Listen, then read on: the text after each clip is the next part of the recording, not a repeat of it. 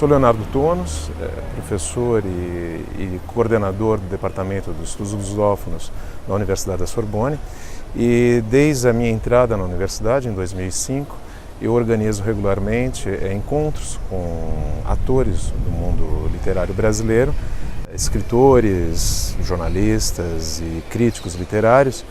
E para esse ano, no início então do mês de outubro, nós tivemos a honra de receber o acadêmico Antônio Carlos Sequim para encontrar os estudantes então que são inscritos no curso de português. Para esse ano especificamente, conversando com o professor e acadêmico Sequim, nós decidimos trabalhar, claro, com um poeta. Ele sempre traz um poeta para o espaço universitário na França, mas especificamente Cecília de Meireles. A primeira razão é pelo fato de nós estarmos trabalhando um tema conjuntamente com a Fundação Gulbenkian, na França, sobre as utopias e as incertezas. Vai haver daqui 2 semanas, no mês de novembro, aliás, um colóquio do qual eu participo e organizo dentro da Fundação Gulbenkian. E a segunda, pelo fato de Cecília Meireles estar um pouco esquecida dentro do universo acadêmico na França, sobretudo pela ausência de publicações e traduções de Cecília Meireles na França. A última publicação de Cecília Meireles data de alguns anos, uma pequena antologia, são alguns textos somente que foram traduzidos, e há uma publicação de 1967, que foi feita uma edição bilíngue da Cecília, muito bonita, aliás, com uma ilustração do Arpad Sens, mas que infelizmente está esgotada e não se encontra mais em lugar nenhum. Digamos que a circulação de Cecília ela se restringe muito ao meio acadêmico e ao público em geral. O público em geral francês desconhece o trabalho magnífico de Cecília Meireles. Memória na TV tem a honra, o prazer de receber um menino do bairro Jordanópolis, que ele mesmo contou numa crônica que ele atravessou a passarela da Viancheta e foi parar em Sorbonne. Leonardo Tonos, é mesmo? Foi isso? Oi, Ademir, tudo Leonardo, bem? Eu não sei por onde começar, Leonardo. Puxa vida, um menino que frequentava a Praça Lauro Gomes, a Biblioteca Monteiro Lobato, estudou no Wallace Simas. Hoje é professor na Universidade Sorbonne. Pois é um longo trajeto, né? É um trajeto de vários anos, mas eu acho que São Bernardo desempenha um papel fundamental, eu acho, nesse trajeto, por vários motivos. Eu acho que diversas formações a cidade me proporcionou. Eu acho que a primeira formação, que para mim é a mais importante, é uma formação afetiva. Eu nasci em São Paulo, não nasci em São Bernardo, não sou um batateiro, né? Tenho o sotaque do ABC, mas não sou. É batateiro por adoção. Eu sou batateiro por adoção. Então nós chegamos aqui em 77, éramos da região ali da Zona Sul de São Paulo, de São Judas. Meu pai já trabalhava em São Bernardo, na Wheaton, que ainda existe, na fábrica da Wheaton. De vidros. Justamente, de Bairro vidros. Assunção, Vila Euro. Vila Euro, justamente. Como é que chama o papai? José Bernardo. José Bernardo. José Bernardo. Eu sou José Leonardo, ele é José Bernardo. Então nós chegamos em 77 justamente para facilitar esse trajeto. Quer dizer, ele já estava trabalhando? Já trabalhava, ele trabalhou quase 50 anos nessa empresa. Mais de 50 anos. Então, a instalação se deu por uma questão familiar e de um conforto do meu pai. Ficávamos ali na fronteira entre o Jordanópolis e o Alvinópolis, e a primeira coisa, assim, acho que me chamou a atenção, vindo para cá, é o acolhimento da cidade. Era uma cidade que acolhia muito bem as pessoas. Eu estava conversando com a minha irmã, com meus familiares esses dias, e a primeira lembrança que eu tenho de São Bernardo são das praças públicas. Em São Paulo a gente não tem talvez esse hábito, já não tinha mais esse hábito das praças públicas nos bairros. E na rua onde morávamos, né, ali em São Bernardo, no Alvinópolis, havia pracinha. Essa pracinha era pracinha de encontros, era pracinha onde as crianças iam jogar bola. Eu não sou jogador de bola, mas onde elas iam pular corda. Então, assim, foi essa afetividade que talvez tenha me marcado profundamente, e eu sou muito grato à cidade, porque é uma questão que eu levo dentro do meu trabalho cotidiano. Eu acho que sem afetividade nada pode existir, sobretudo quando você trabalha com artes e com cultura. A segunda formação de São Bernardo é a formação talvez do intelectual, e nessa formação a peça central é a biblioteca pública. que é a Biblioteca então, Pública Municipal de Monteiro Lobato, que é ainda no mesmo local. Eu descobri essa biblioteca, não sei em que condições, talvez por questões de fazer um trabalho de escola, né? E eu me apaixonei por esse espaço, que foi também um espaço de acolhimento. O primeiro acolhimento foi a descoberta dos livros, né? Essa possibilidade de você ter acesso livre aos livros. Eu lembro, uma das razões que eu frequentava é porque eu tinha uma professora de português, do Geraldo Hipólito, que agora é Jandira, se eu não me engano, que é do outro lado da passarela, que instalou um sistema de leitura dentro de sala de aula, porque nós não líamos, né? Que você ganharia melhor nota se você lesse livros grandes, com muitas páginas. Então eu era um garoto esperto, fui para a biblioteca e fui procurar o livro mais espesso, porque eu queria ter uma boa nota. E foi uma questão fundamental, essa liberdade da escolha. Você podia ler qualquer livro. Um garoto de 12 anos, era difícil, talvez, a escrita de um Machado de Assis ou de um Alencar. E eu lembro que o primeiro livro que eu li foi Papillon, um livro de aventuras. E bem grosso. E bem grosso, então eu tive uma boa nota. Né? E a partir daí, Dona Delmina, que era uma professora bastante severa, mas muito generosa. Professora de história? De português. De português, de Dona Delmira. Delmina, já falecida, infelizmente.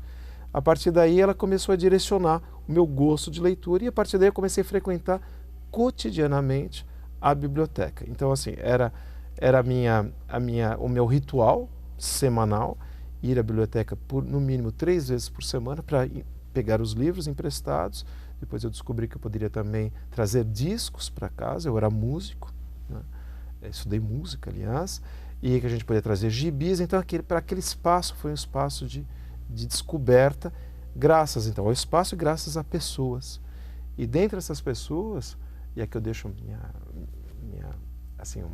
um grande abraço para uma pessoa especial que eu tive o prazer de rever alguns anos atrás, que é uma das bibliotecárias, que se chama Cileia. Eu não me lembro... Cileia Verpel Pessoa. Isso mesmo. Né? Isso que mesmo. Outro dia, Cileia, obrigado, você mandou uma mensagem, há um site, um blog dos antigos, você conhece? Ela mandou uma mensagem, fiquei muito feliz. Aí eu lembrei que ela protegia o Léo. Ela me protegia, porque na verdade havia 2 problemas. Primeiro, que eu não podia trazer tanto livro para casa. E ela fazia vista grossa. E segundo, porque havia livros que eram proibidos na época para um jovem de 12, 13 anos. Porque assim, eu gostava de ler coisas que eram proibidas. Eu gostava de ler Sidney Sheldon. A minha formação intelectual passa por Sidney Sheldon. Ou passa por outros autores que na altura eram proibidos, que eram até interditados. Né? E ela fazia vista grossa, porque acho que ela viu naquele rapaz um leitor voraz. Né? E assim, graças a ela e graças mais uma vez a essa afetividade, né, eu podia trazer esses livros, levar os livros para a Praça Lauro Gomes e comer o meu churros. Eu economizava o dinheiro da condução, saía lá do Jordanópolis, ia a pé até São Bernardo, centro, para comer o churros lendo livros emprestados da biblioteca. Então essa eu acho que é a minha segunda formação, que é a minha formação intelectual. E a terceira formação é a formação de cidadão, a formação talvez com esse vínculo social, por conta mesmo da história de São Bernardo, né, por conta do processo da formação sindical, da formação dos operariados. Que estava fervendo a política sindical. Fervendo a política nos anos 80, e isso me deu uma consciência política e uma consciência crítica. Né? Eu lembro também, já talvez no momento do colegial, no Wallace Simmons, eu fiz patologia clínica, né? E no Wallace Simmons existia um projeto muito bacana, que é um projeto social, que quando você se formava no 3º ano, você fazia exames de sangue, exames patológicos, de fezes, em espaços periféricos da cidade. E eu fiz na favela do DR. Então, assim, havia essa implicação social dos estudantes graças a São Bernardo. São Bernardo me deu essa consciência social e essa consciência política. Então, assim, eu devo tudo a São Bernardo. Então, eu diria, então, o caminho foi muito fácil para ir para a Sorbonne, porque havia São Bernardo no meio do caminho, fazendo referência a Carlos Drummond de Andrade. Gente, nós recebemos, graças ao Manuel Filho, né, o escritor Manuel Filho, que nos apresentou o Léo, uma crônica deliciosa, que você não escreveu com a cabeça, acho que você escreveu com o coração. Eu sempre escrevo com o coração. Eu acho que é importante essa questão da experiência pessoal no processo de escrita. E aqui eu lembro uma outra escritora que eu admiro muito, que é Conceição Evaristo, que é uma senhora, uma das grandes nomes da autoria negra no Brasil, conhecida mundialmente, traduzida na França, que ela tem um termo que eu gosto muito, que chama da escrevivência. Escrever a partir da experiência. Tá. E é só a minha experiência pessoal, esse contato com o mundo, que nutre digamos, o processo do intelectual, da minha escrita acadêmica e também agora da minha escrita pessoal, né, ficcional, com poesias. Então é importante que quem não leu que recupere aí no YouTube, né, aquela acho que foram em 2 edições ou 3. Foram 2 edições, né? Não dava para cortar, não dava para editar, né?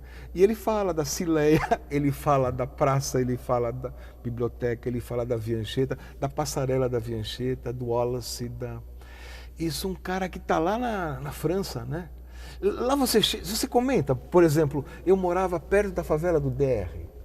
Sim, eu comento, eu falo isso, acho que é importante.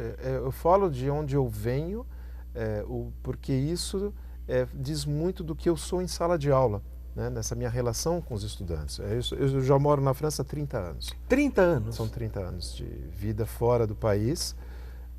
Eu era músico, estudei composição e regência na Unesp e fazia letras à noite, sempre morando em São Bernardo, fazendo esses trajetos cotidianos. E cheguei então na França e depois então retomei os estudos em letras, em francês e português.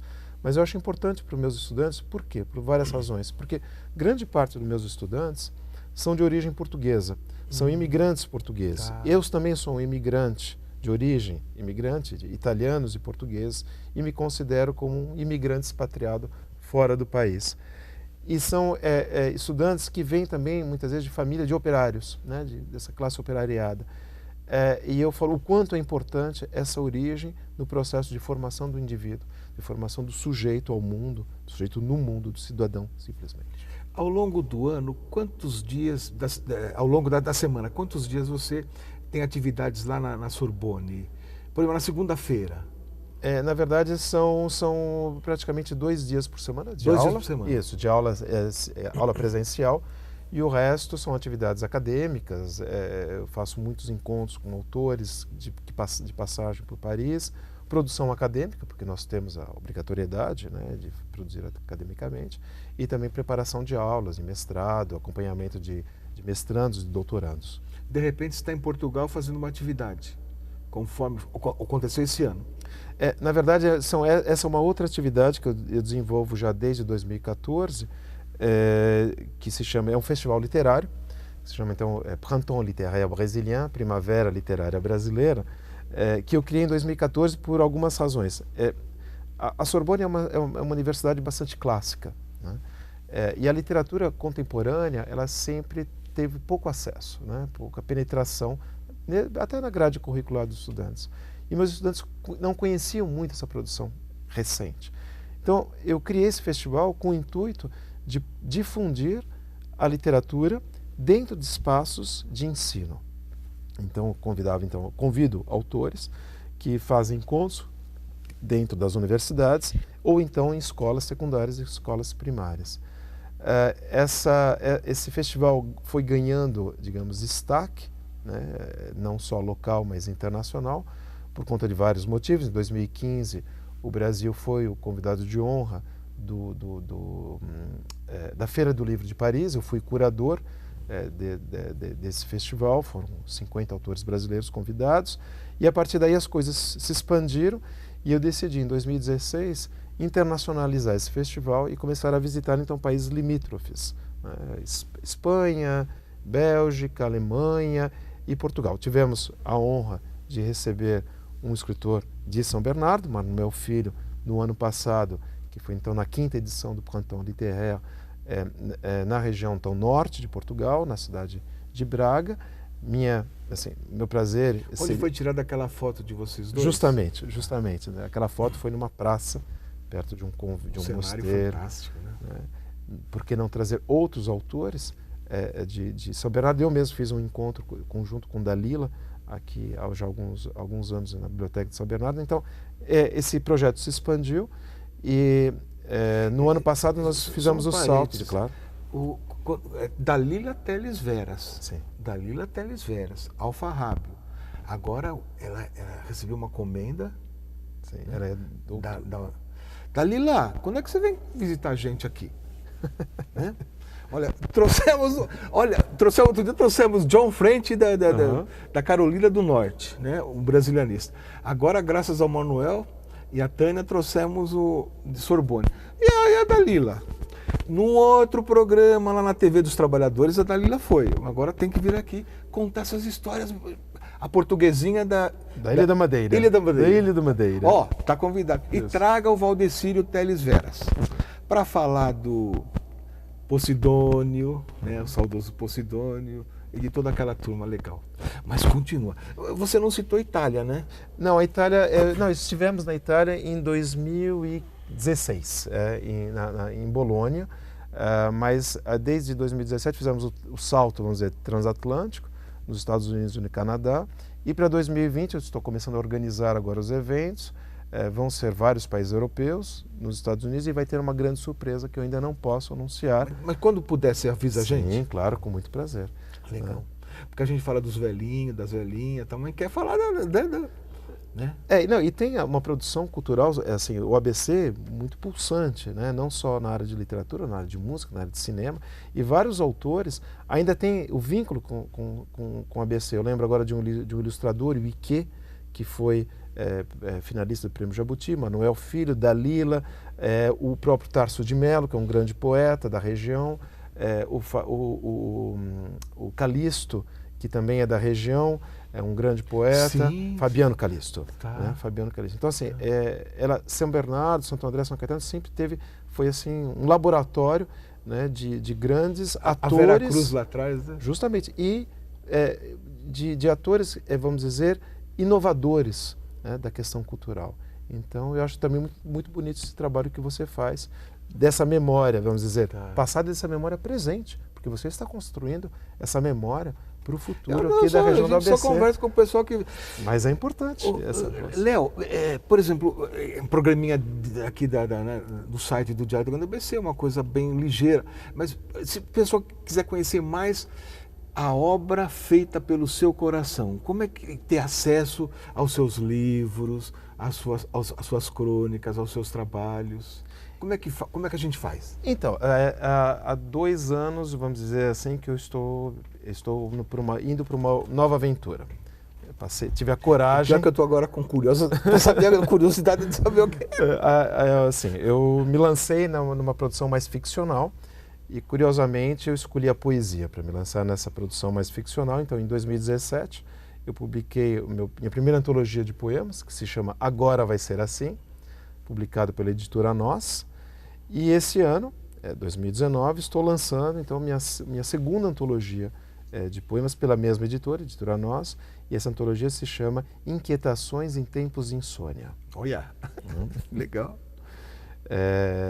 Em português? Em português, são livros que estão à venda nas principais livrarias do país, também disponíveis nas bibliotecas públicas, né, sobretudo na biblioteca de Monteiro Lobato, ali de São Bernardo.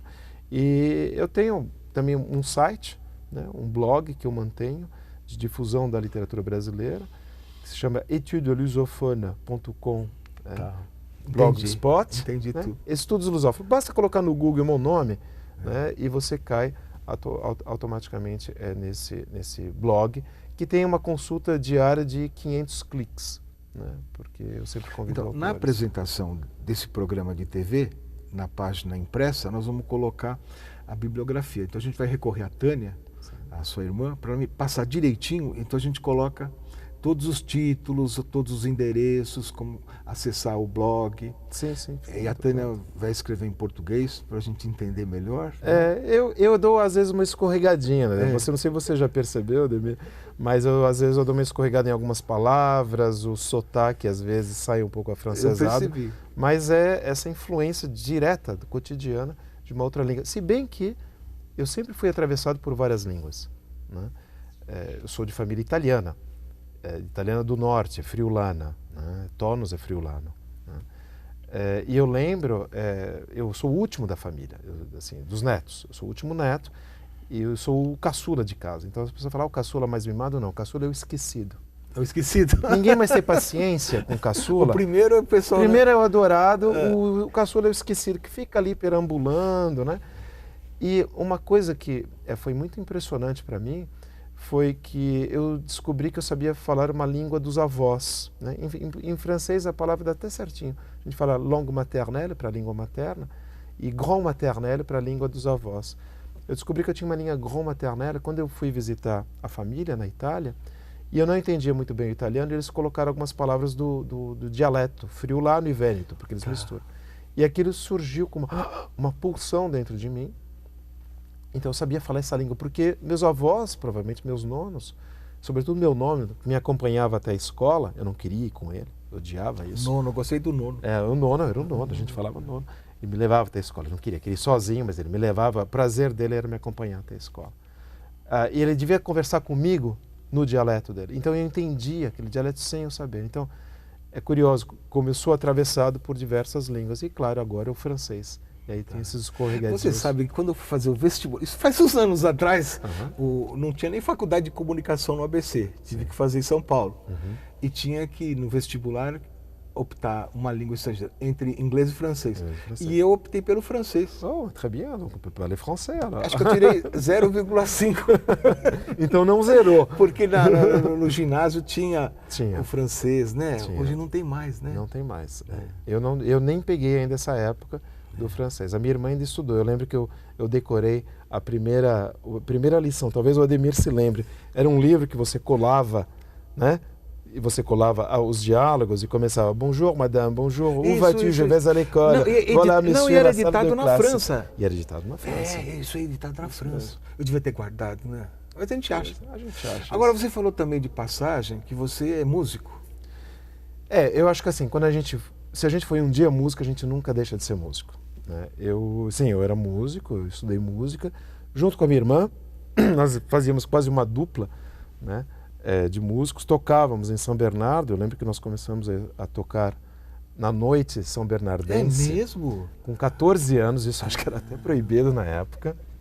E nós tocávamos nas Você conheceu Celeste? Celeste. Conheceu? A Tânia conheceu, ela está lá atrás. Ela tenha conhecido. O Celeste estudou comigo no ginásio. Outro dia eu encontrei lá no serviço de memória, ele tocando. Celeste, vem aqui, Celeste. Onde você está, Celeste? Ele morava no fim da Vila Gonçalves. Né? O pai dele acho que era motorista, operário. E a gente ia lá ouvir o Celeste, levava os versinhos. Ô Celeste, olha aí, ó. A Tânia conheceu. A Tânia conheceu. Eu não me lembro do Celeste. Mas o que eu lembro é de nós fazermos pizzarias em São Bernardo, casamentos em São Bernardo. Tocamos à noite e depois eu acabei, na verdade, depois da patologia clínica, né, eu prestei vestibular para música e eu fiz então 4 anos de composição e regência na Unesp, que aliás era o Instituto de Artes do Planalto, porque era do Planalto de São Bernardo. Perfeito, né? perfeito. A Unesp, que apesar de ser em São Paulo, ela foi criada em São Bernardo, né, a Faculdade de Música. Olha só. Tinha uma escola de música em Nova Petrópolis? Não lembro. Eu não lembro muito. Mas essa é legal, isso da Unesp. Vamos recuperar isso daí. É importante. Agora ela está na Barra Funda, né? Na Barra. Léo, você tem alguma coisa gravada, mesmo assim, fita cassete, alguma coisa sua? Eu tenho, mas eu devo ter do coral, porque depois eu me tornei regente de coral e eu regi o coral de Rio Claro. Deve ter alguma gravação perdida aí, mas... Se encontrar, passa pra gente. Vai dar tempo até de editar esse programa. Faço. No programa anterior, tocamos a música, uma canção para São Bernardo do Campo, né?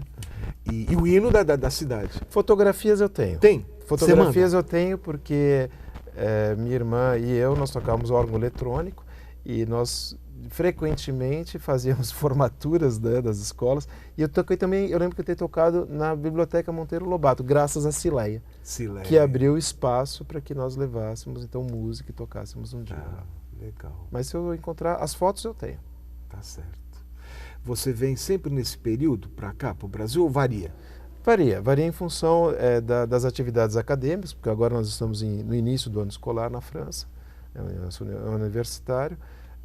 Esse ano de 2019, eu devo vir ainda com mais 2 vezes. Primeiro, agora no mês de novembro, para questões de lançamento do meu livro. Mais para o final de novembro, irei para Belo Horizonte, para um colóquio, fui convidado para um colóquio. E no mês de dezembro, por conta do Itaú Cultural, do projeto Conexões, né, que me convidou então para fazer uma apresentação. Mas eu sempre fico em São Bernardo. E olha, o espaço está aberto para você. Eu que agradeço. Aprendemos muito, estamos orgulhosos, né? Nós temos acho que o Manuel conhece o Isaías Pessotti, um romancista. Sim. Importantíssimo, né? Ele vem uma vez por ano para São Bernardo. Ele vive, acho que em Portugal. E ele, nascido em São Bernardo, baita escritor. Ele vem na semana entre o Natal e o 1º do ano, que tem a irmã que ainda mora no centro. E uma outra autora de São Bernardo, eu não sei, eu acho que ela não é nativa de São Bernardo, mas ela acabou de receber uma homenagem belíssima do colégio do Anésia, né? Que fica ali na Vila Hollywood, né? Que é perto ali já do Rude Ramos. Ela se chama Andréa Del Fuego. Andréa Del Fuego, que ela mora em São Paulo, mas ela tem um coração em São Bernardo, porque ela residiu anos e anos ali no Rude Ramos, e ela acabou de receber uma homenagem do Colégio Anésia. Vou procurar saber, procurar. Olha que pauta, hein? Que pauta. Pois é. Tá certo. Muito obrigado. Eu que agradeço, viu, a sua gentileza de vir até aqui no Diário do Grande ABC. O espaço está aberto, vamos acompanhar o seu trabalho, vamos fazer um intercâmbio. Sim. E no programa anterior a gente fez uma pergunta, né, se a Tânia e o Manuel topariam se candidatar à Academia de Letras da Grande São Paulo. Você toparia? É uma honra, é mais do que um topar, mas eu realmente me sentiria honrado. Então, legal, então tá jóia. Tem o Dr. José Roberto falou que há a função do membro correspondente. Membro, né? Correspondente para aqueles que residem fora justamente da região ou do país. Mas seria uma honra, claro. Tá bom. A honra será da academia, com certeza. Obrigado, muito obrigado. Boa sorte, bom intercâmbio aqui no Brasil e bom retorno para a França. Muito obrigado e obrigado, claro, a todos os telespectadores aí do ABC. Tá jóia. Tá bom? Na semana que vem, mais memória, mais emoção, mais contato com gente. Num mundo tão complicado, né, Léo? Né, de a gente poder conversar, bater papo, jogar conversa fora, dizer que não entende nada de francês, mas que adora um batateiro que está na França.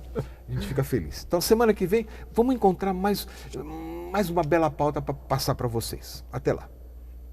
Eles eram muitos cavalos ao longo dessas grandes serras, de crinas abertas ao vento, a galope entre as águas e pedras. Eles eram muitos cavalos, dono dos ares e das ervas, com tranquilos olhos macios, habituados a densas névoas, aos verdes prados ondulosos, às encostas de árduas arestas, à cor das auroras às nuvens, ao tempo de ipês e quaresmas. Eles eram muitos cavalos às margens desses grandes rios, por onde os escravos cantavam músicas cheias de suspiros. Eles eram muitos cavalos e guardavam no fino ouvido o som das catas e dos cantos, a voz de amigos e inimigos, calados ao peso da sela, picados de insetos e espinhos, desabafando seu cansaço em crepusculares relinchos. Eles eram muitos cavalos, rijos, destemidos, velozes, entre Mariana e Cerro Frio, Vila Rica e Rio das Mortes. Eles eram muitos cavalos, transportando no seu galope coronéis, magistrados, poetas, furriéis, alferes, sacerdotes. E ouviam segredos e intrigas, e sonetos, liras e odes, testemunhas sem depoimento, diante de equívocos enormes. Eles eram muitos cavalos, entre Mantiqueira e Ouro Preto, desmanchando o xisto nos cascos ao sol e à chuva, pelos campos levando esperanças, mensagens, transmitidas de rancho em rancho. Eles eram muitos cavalos entre sonhos e contrabandos, alheios a paixões dos donos, pousando os mesmos olhos mansos nas grotas repletas de escravos, nas igrejas cheias de santos. Eles eram muitos cavalos, e uns viram correntes e algemas, outros o sangue sobre a forca, outros o crime e as recompensas.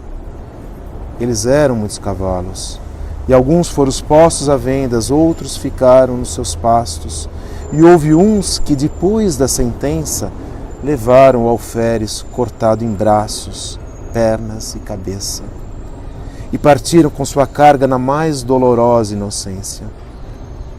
Eles eram muitos cavalos, e morreram por esses montes, esses campos, esses abismos, tendo servido a tantos homens. Eles eram muitos cavalos, mas ninguém mais sabe os seus nomes, suas pelagens, sua origem. E iam tão alto, e iam tão longe, e por eles se suspirava, consultando o imenso horizonte. Morreram seus flancos robustos, que pareciam de ouro e bronze. Eles eram muitos cavalos, e jazem por aí, caídos, misturados a bravas serras, misturados ao quartzo e ao xisto, à frescura aquosa das lapas, ao verdor do trevo florido. E nunca pensaram na morte, e nunca souberam de exílios. Eles eram muitos cavalos, cumprindo o seu duro serviço. A cinza de seus cavaleiros neles aprendeu tempo e ritmo, e a subir aos picos do mundo, e a rolar pelos precipícios.